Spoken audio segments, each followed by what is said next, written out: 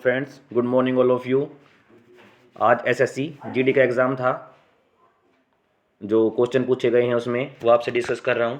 अगर वीडियो अच्छी लगे तो like and share my channel, subscribe करना प्लीज़। फर्स्ट क्वेश्चन पूछा गया था, कपड़ा मंत्रालय की योजना क्या है? तो कपड़ा मंत्रालय की योजना है समर्थ योजना।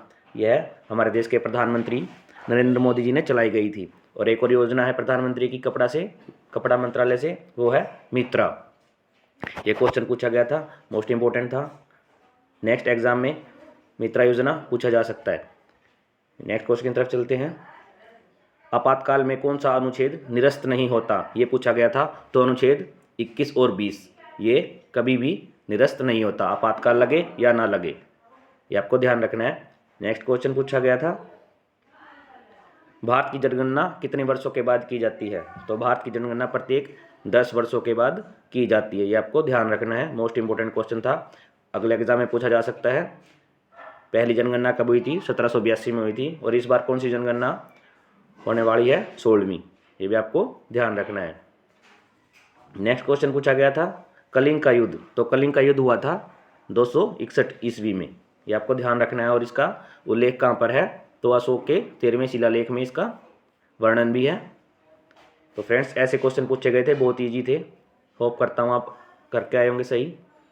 नेक्स्ट क्वेश्चन पूछा गया था, अगस्त में 2022 में उत्तराखंड का ब्रांड एम्बेसडर कौन बनाया गया था? तो वो ऋषभ पंत बनाए गए थे, ये भी आपको ध्यान रखना है। मोस्ट इंपोर्टेंट क्वेश्चन है।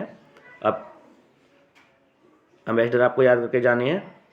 नेक्स्ट क्वेश्चन पूछा गया था, भारत का